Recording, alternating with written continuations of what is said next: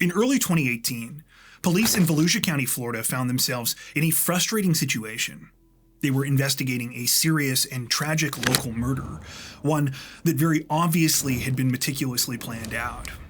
Now, the issue wasn't that detectives didn't have a suspect. They were almost positive they knew exactly who was behind all of this. No, the problem was that they weren't sure that they were going to be able to prove it. Authorities were worried that this person might get away with murder. That was, until they made an incredible discovery. You see, despite the lengths that this calculated killer had gone to, it turned out that he wasn't a fan of doing a pretty basic and pretty important household chore.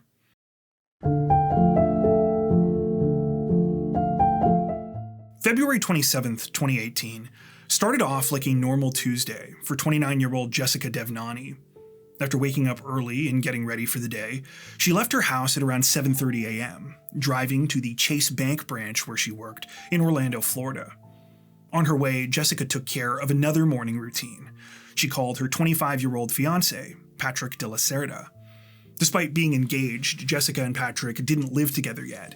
Patrick lived with his dad, Max, in the city of Deltona, about 30 miles away. He and his father both worked in construction and often did jobs together, so it was convenient in terms of work, but it also meant that him and Jessica often spent their nights apart. When Jessica called that morning, Patrick didn't pick up, though she wasn't super concerned. He had left her his usual "I love you" voicemail the previous night, and it was still pretty early, so she figured he was asleep. Besides, this whole distance part of their relationship was soon to be a thing of the past. They had found a place close to Patrick's mother, Patricia, in West Palm Beach, and were getting ready for their big move. In fact, the first trucks were scheduled to arrive to begin collecting their things the next day. It was a pretty exciting time in general for Jessica and Patrick. They hadn't known each other very long, but they were deeply in love and were looking forward to getting married. And what was even crazier was how unexpected all of this had been. Jessica and Patrick met online in the middle of 2017. At the time, Jessica had just gotten out of a pretty long and bad relationship, so she was only just starting to date again. Initially, she thought maybe she'd dip her toe back into the water, so to speak, but then she found Patrick. Patrick was a few years younger. However, Jessica quickly realized he was everything she was looking for and more. He was this outgoing, charismatic, and adventurous guy, but he was also serious about his future. He loved kids and was really good with young children, and he wanted to start a family of his own. Jessica felt an instant connection. She was naturally more introverted, so Patrick kind of brought her out of her shell, and their personalities complemented each other well. For Patrick, the feeling was mutual. Within just a short time, he went to his mom and he said, I think Jessica's the one. Not long after that, he proposed one morning while the two of them were lying in bed. He was so excited, he hadn't even been able to wait for the engagement ring he ordered. He had bought a custom ring for Jessica, but until it arrived, he had given her a temporary one instead. Jessica was beyond excited and said yes. To her, the whole thing felt like a fairy tale. When Jessica arrived at her job that day, she still hadn't heard from Patrick. She sent him a few text messages, but she quickly got absorbed in her work, and the situation temporarily left her mind. It was a fairly busy morning, so a couple of hours passed before Jessica really looked at her cell phone again. But when she did, again, there were no calls or messages from Patrick. At this point, Jessica was starting to get a little bit nervous. Patrick not answering early in the morning was one thing, but it was now like 11 a.m., and him not replying to her was pretty out of character. Right around this same time, Jessica noticed that she did have 2 missed notifications. However, they weren't on her cell phone. They were on her landline office work phone. As soon as she saw what these notifications were, she got a terrible feeling in the pit of her stomach. And this feeling was telling her that she needed to leave right away.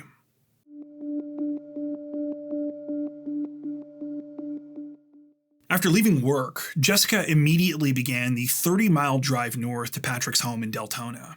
On the way, she called his dad, Max, hoping that maybe he knew what was going on. In her head, she tried to calm herself down. maybe they were on a last-minute construction job together and Patrick had just forgotten to tell her. Max said that, yeah, he was on a job, but Patrick wasn't with him. He said as far as he knew, Patrick was at the house, though he hadn't been able to get a hold of him that day either. The site where he was working was an hour and a half away, so he'd left pretty early that morning. He said he'd contact his girlfriend Shannon, who also lived there, and ask if she could go over to check on Patrick as well. When Jessica made it to Patrick and his dad's place in Deltona, it was around 11:30. However, she knew she wasn't going to be able to just go right in. Patrick and Max lived on a roughly 9-acre piece of property. Though the land was right off of a main road, the whole area was surrounded by dense woods, and the primary access point was a single gate that was always kept shut and locked. Deciding that this was enough of an emergency, Jessica got out of her car and climbed the gate. Once she was over, she began running up the dirt road leading to the house. As she got to the end, she saw Shannon, but right away she could tell that something was seriously wrong. Shannon was on the phone, and she looked horrified. It turned out that after receiving that call from Max, Shannon went over to the house like he had asked. She had found Patrick in a pool of blood, completely unresponsive. When Jessica got there, she had just called 911. Patrick was on the floor inside the home, just beyond the front door. He was at the bottom of a wooden staircase leading up to the main level in a sort of coat room storage area. He was lying on his back with his feet still resting on the bottom stairs and had been shot multiple times. Given the situation, when deputies with the Volusia County Sheriff's Office arrived at the scene, they had to assume that whoever had done this might still be there. Jessica and Shannon were escorted off the property for their safety, and in the meantime, officers conducted a detailed sweep of the house and the surrounding area. There was no sign of the shooter anywhere. Sadly, there was nothing anyone could do for Patrick. He was pronounced dead, and his body was taken off to the medical examiner's office. An autopsy would later confirm that Patrick had been shot a total of 4 times. The bullets that had killed him were 300 blackout rounds, a type commonly used in AR-15 style weapons. These are decently powerful bullets, often used by sport shooters and hunters on medium to large size game. This matched what detectives found as they began to take a closer look at the crime scene. 2 other bullets were recovered from the wall behind where Patrick's body was, and pieces of glass from the windows of the slightly open front door were scattered everywhere. It looked like he had been ambushed as he was coming to the door. Based on the placement of the body, it seemed that Patrick had tried to run at the last second, but that the killer had opened fire through the door. The final shot had been fired at close range. Whoever was responsible, they had wanted to make sure that Patrick was dead. Detectives found even more evidence that the brutal crime had been premeditated when they started looking around Patrick's house. Robbery was quickly ruled out, as virtually none of the valuables from inside had been taken. One thing was missing, though: the DVR from the 25-year-old's security system. At first, police had been hopeful when they spotted surveillance cameras outside the home, but when they went into the room where the footage was recorded, they saw that the DVR box was gone and had been ripped from the wall. It wasn't just the security footage that the killer had removed either. Given the ballistics evidence, detectives knew that at least 6 shots were fired during the attack, but only 2 shell casings were found at the scene. The shooter had clearly tried their best to collect anything that might incriminate them. After learning all of this, Volusia County investigators were almost certain that this was a calculated murder that had been carried out by someone quite familiar with Patrick and his property. In order to make sense of all of this, though, they knew that they needed to speak to those close to him. They needed to figure out what was going on in his life in the lead-up to the awful crime.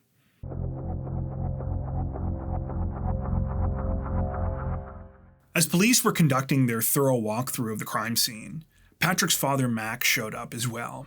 He had also left work after speaking to Jessica and his girlfriend, and was absolutely devastated when he learned what had happened. Still, he agreed to speak to detectives to help them in any way he could. He and Jessica were both taken to a local police station where they were each interviewed and asked if there was anyone that they could think of that might do something like this. Max said that there definitely was a person that came to mind, a neighbor of his and Patrick's. Just a few months earlier, there had been some kind of a dispute over a property line between them, and things had escalated to violence.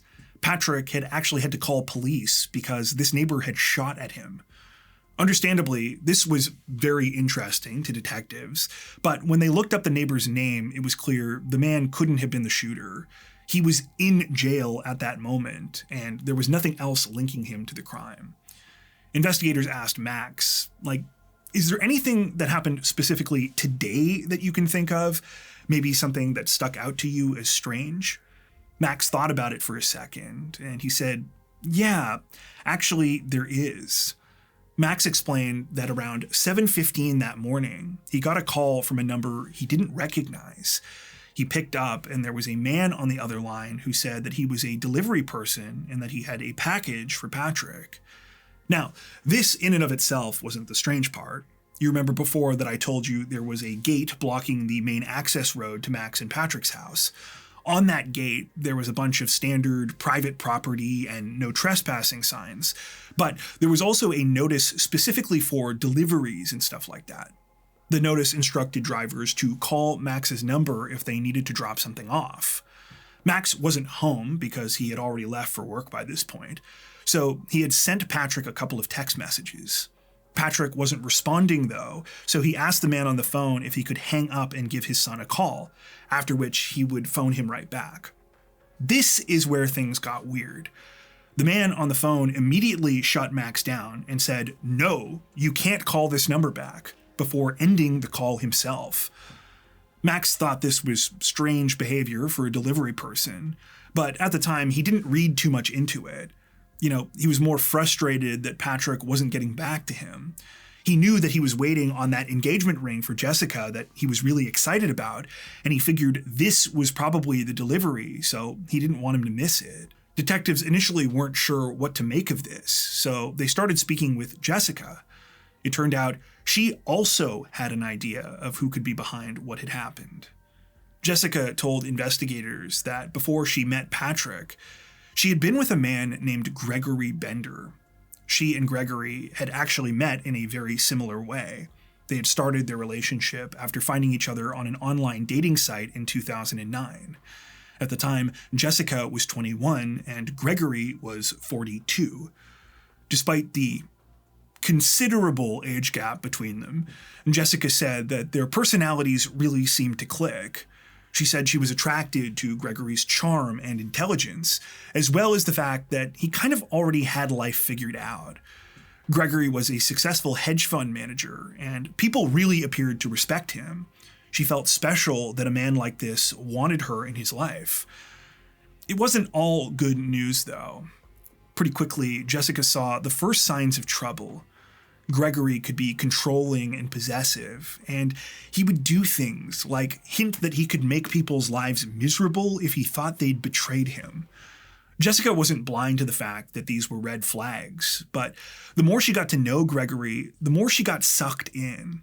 By the time he proposed in 2015, she felt like he was her best friend, and so she agreed to marry him. Fast forward to 2016, when one day Gregory went in for a routine medical procedure. Jessica decided to surprise him at the hospital, but when she got there, she was the one that received the surprise. There was another woman standing at Gregory's bedside. This woman was named Damara Sanchez, and she was Gregory's wife. When Gregory got out of the hospital, he went into full damage control mode. He told Jessica, "Look, it's not what you think. Damara and I are married, but it's really more of a business arrangement." He said he only agreed to marry her so that her son could go to school in the wealthy district where his house was in the town of Windermere. At first, Jessica decided to trust Gregory and said she would give him another chance as long as he broke things off with Damara. Gregory promised, but he never did. A couple months later, Jessica ended their relationship for good. Or at least she tried. You see, this is when Gregory started to show her just how unhinged he could be. While simultaneously trying everything he could to get Jessica back, he also began threatening her. "Don't push me here. All I'm doing is asking to talk to you right now. I'm not asking for anything else. Unblock me. Enough is enough. Call me now, or all hell is going to break loose. Things got even worse when Jessica met Patrick. As you just heard, she had blocked Gregory on social media, on her phone, and any other way she could think of by this point, but it wasn't enough. A few months later, Gregory found her new accounts and learned about her and Patrick's relationship. Jessica was upfront with Patrick about Gregory and his jealousy, and initially he wasn't all that worried. However, that started to change when Gregory not only began harassing him and Jessica, but a whole bunch of people in Patrick's family as well. This lasted for months until November of 2017, when Jessica took all of the threatening phone calls and messages she had received to authorities. A judge had then granted her a restraining order against Gregory. Jessica told detectives that at the time she was scared because she knew this would make Gregory even more angry, but she also believed that there was no way he would escalate things further since he would now be risking his career. Still, this was a major reason why she said her and Patrick had been working on moving to West Palm Beach. Gregory knew where Patrick lived, and they wanted to try to make it harder for him to find them. This is also why Patrick had set up those security cameras at his house. After hearing all of this, detectives were intrigued. They also thought that the whole situation that Max had told them about with the weird delivery guy was probably also connected to all of this somehow. However, there was one final thing Jessica shared with police that would instantly make Gregory the prime suspect. Remember those 2 missed notifications on Jessica's work phone that I mentioned? The ones that made her leave her job at the bank immediately?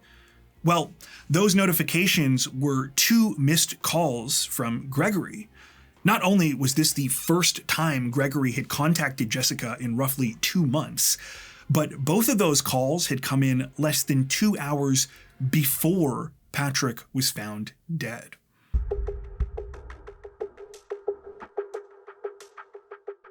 As compelling as the information was that Jessica had given them, Volusia County detectives knew that they needed a lot more than suspicions. They needed actual evidence showing that Gregory Bender was responsible for Patrick's murder. As they were about to find out, though, obtaining this evidence would be far easier said than done. The first thing investigators tried was getting Jessica to return Gregory's phone calls while they listened in and recorded. The idea was that while they were on the phone, Gregory might mess up and reveal incriminating information. When Jessica called, Gregory did pick up right away, but it soon became clear that he wasn't going to fall for anything like this.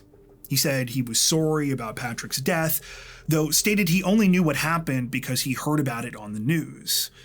Jessica attempted to press Gregory about why he had called her before Patrick had been found that day, but it seemed that he was prepared for this as well. He didn't have a great excuse. In fact, it was pretty terrible. He claimed that both calls were misdials and that he believed he was calling a coworker. But even so, Gregory didn't act like he was caught off guard or nervous about answering the question.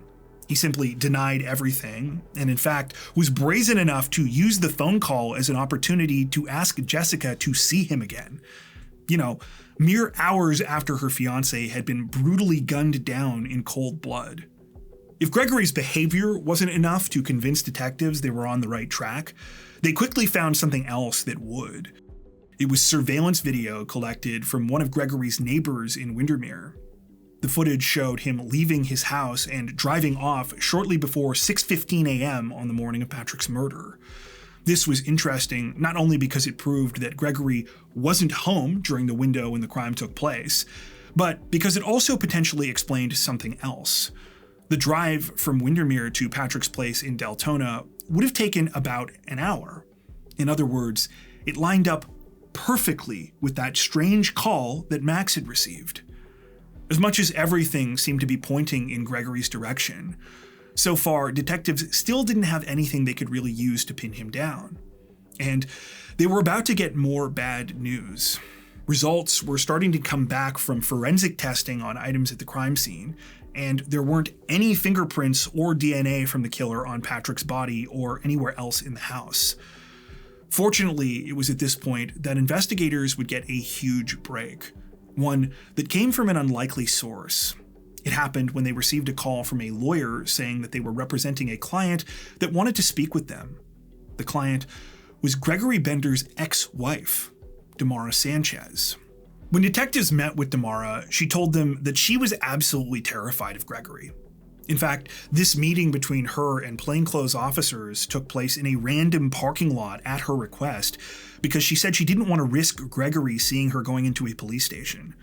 She said she was worried about what might happen to her if he learned that she was cooperating with their investigation. Still, she felt she needed to share what she knew with authorities. Damara explained that it all started a few months back, in either late November or early December of 2017. By this point, her and Gregory had decided to end their marriage, and she was in the process of moving out of his house in Windermere. Damara was packing up boxes when she came across a blue spiral-bound notebook. She had seen Gregory writing in this notebook a lot recently, and that day her curiosity got the better of her. She picked it up and started reading. Almost immediately, she was horrified by what she saw. Inside the notebook was pages and pages of handwritten notes and bullet points. She said all of it was part of this incredibly detailed plan, a plan to murder Patrick De La Cerda. Damara knew who Patrick was because, remember, this was right around the time that Jessica got that restraining order against Gregory. Gregory had been absolutely fuming about the whole thing and had talked about the case incessantly. Damara said she confronted Gregory about what was in the notebook, but he insisted it was all an elaborate fantasy. He said he wasn't ever going to act on any of this. It was just something he was writing down to get his anger out. Damara reluctantly believed him until she saw the news reports about Patrick's murder. That's when she said she knew Gregory was far more dangerous than she had ever realized. With this, detectives finally felt that they had something they could use. It wasn't enough to charge Gregory with anything, but it would help them with something else important. Still, they knew they had to act fast. They were now in a race against the clock, and they needed to find what they were looking for before it was too late.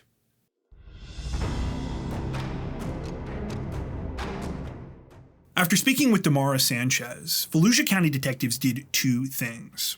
First, they contacted their counterparts in Orange County, which is where Windermere is located, and they had Gregory placed under arrest. Next, they applied for a search warrant.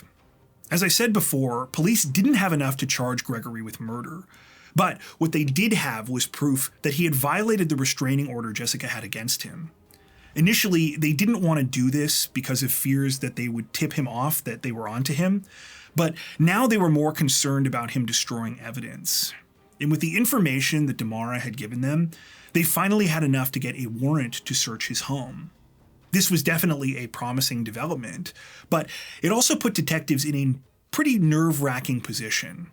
Gregory was likely only going to be detained for a few hours before being released on bail, so he was going to learn about the search pretty quickly. That meant that investigators would probably only get one chance at this. If there was hard evidence inside Gregory's house linking him to the murder, they had to find it now. Of course, this was also presuming that there was anything left to find. After all, Gregory had seemingly been one step ahead of them this entire time. When detectives got their warrant and went into the house, at first, things weren't looking that great. They found Gregory's gun safe, and he did own the same type of ammunition that had been used in the crime. But at best, this was more circumstantial evidence. They also found Gregory's cell phone, but it was going to take some time to go through it. Things continued this way until one of the detectives went upstairs into Gregory's office. That's where they made an absolutely unbelievable discovery. Sitting at the very top of a small trash bin were a few pieces of crumpled up lined paper. These sheets had been ripped from a spiral-bound notebook, and they contained Gregory's entire plan for killing Patrick De La Cerda. Just as Damara had told them, there were incredibly detailed notes about how Gregory planned to carry out the crime. Everything from directions on how to get to Patrick's property to possible escape routes and ways that he could hide evidence. Just as an example, one of the notes referenced putting duct tape on the bottoms of his shoes so he wouldn't leave behind recognizable footprints. The notes made it clear that Gregory had thought about this for a long time. There were multiple iterations of the plan with different scenarios that he had refined over time. Initially, Gregory's idea had been to make Patrick's death look like an accident. He would break into Patrick's house, pretend like he was only there to rob him, and then would inject him with enough drugs to cause a fatal overdose.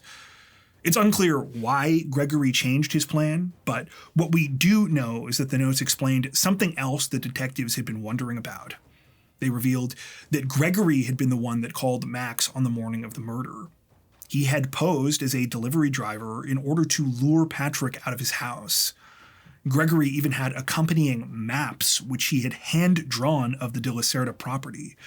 The map was labeled with a bunch of different important landmarks, one of which showed exactly how he planned to carry out the attack. I told you before that the gate was the main access point to the property, but there was another dirt road on the other side that led to neighboring residences.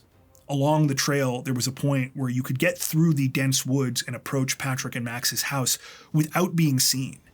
Gregory's map had a dotted line running right through this area, which he had labeled, quote, "access this way." He had even drawn a pile of mulch, which he knew he could hide behind while he waited for Patrick to come outside. On the morning of February 27th, Gregory called Max, knowing that Patrick would have to come outside. It was especially sinister because Patrick was waiting for Jessica's engagement ring, so he wouldn't have thought twice about running out to get a package. As you might imagine, detectives were stunned. In order to gather all of the information for this, Gregory would have had to have been stalking Patrick for quite some time.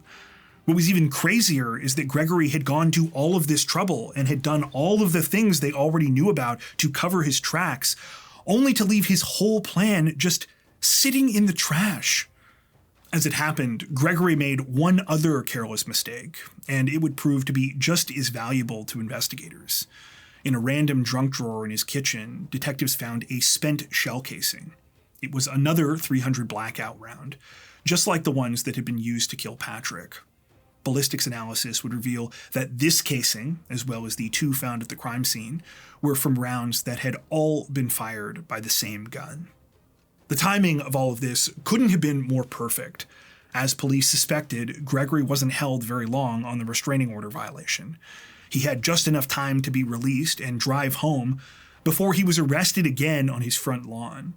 He was taken into custody on charges of first-degree premeditated murder. As strong as the evidence was against Gregory, by the time the case went to trial in May of 2021, prosecutors didn't think their job was going to be easy. Remember, Gregory was extremely well off financially, and he had the resources to put up a serious fight. It turned out that prosecutors were correct. Gregory and his legal team did everything they could to destroy the credibility of witnesses, especially Jessica and Max. They presented video evidence showing Gregory and Jessica on what appeared to be romantic outings after she was already supposed to be dating Patrick. They also suggested that Max was actually the one who had killed his own son, alleging that he was obsessed with Jessica. Thankfully, prosecutors were prepared. Those videos of Jessica and Gregory, they were missing some important context. You see, Jessica had met with Gregory after her and Patrick were already dating, but not because she still had feelings for him. At that time, Gregory was claiming they could just be friends, and Jessica had only agreed to see him because she thought that maybe it would make the harassment stop. She had been wrong, though. The whole thing was a trap. Gregory hired a private investigator to film them together, then tried his best to get touchy-feely with Jessica while they were out. Even though she rejected these advances, Gregory took the parts that looked the most compromising, then sent them to Patrick. If anything, the videos were just more evidence of the twisted lengths Gregory was willing to go to in order to try and get his way. As for the allegations against Max, they were totally baseless and were just meant to frazzle him and make him look bad in front of the jury. Fortunately, this wasn't all prosecutors had either. In addition to the evidence I already covered, they also presented damning cell phone evidence against Gregory. When investigators looked up the number that had called Max on the day of Patrick's murder, they learned that it belonged to a burner cell phone. This didn't seem like good news until they dug a little deeper into the records on the phone. Geolocation data showed that the phone had been activated several weeks before the crime. In that entire time, it had been inside of Gregory Bender's home until the morning of February 27th, 2018. That's when it had left Windermere and headed straight to Patrick's home in Deltona. After the call to Max, the phone was deactivated forever. There was something else, too. The burner phone had only ever received one incoming call.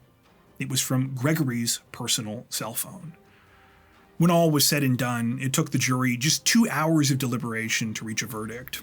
Gregory was found guilty and was sentenced to life in prison without the possibility of parole. At the time of this recording, Gregory Bender remains incarcerated at Florida's Madison County Correctional Institution.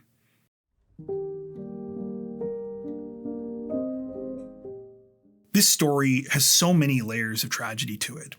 There's Patrick, who was robbed of such a promising and bright future. There's his family, who lost a wonderful son, brother, and so much more. And then there's Jessica, who had a lifetime of happiness with the man she loved stolen from her in the blink of an eye. Adding to the heartbreak is the pure senselessness of the whole thing. Gregory Bender had a life that most people can only dream of, and he burned it all down in one of the most evil ways imaginable, simply because his ego couldn't handle the reality of not having absolute control over the people around him. If that's not pure narcissism, I don't know what is. If there's any silver lining to be had in this case, it's the fact that it seems Patrick's loved ones were able to find comfort in each other through all of this. Jessica and Patrick's mom, Patricia, in particular, formed a bond that helped them to weather some of the darkest moments. In the end, Jessica did get her engagement ring. It was delivered to her by Patrick's family 2 months after his murder when they gathered to celebrate her 30th birthday.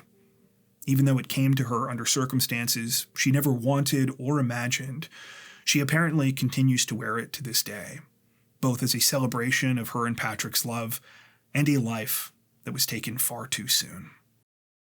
Before we wrap up, we'd like to take a second to give a huge shout out to everyone who has made it this far into the video. Seriously, thank you so much for watching. If you found today's upload interesting and informative, we'd be honored if you consider liking and subscribing, as well as hitting the notification bell and selecting all notifications to stay up to date with our latest releases. If you're looking for additional ways to help support the channel, we'd love to have you join us over on Patreon. Patrons get ad-free and early access to all of our content, as well as 4 additional stories per week for each of our Crimes of the Week and Crimes of the Week International videos. You can learn more at patreon.com/crimezone, where you'll also find some of the fine folks whose names are currently on screen. All that being said, we understand that not everyone has the means to support financially, and that's totally okay. We appreciate every like, sub, share, and comment that you send our way. Once again, thanks so much, everyone, and take care.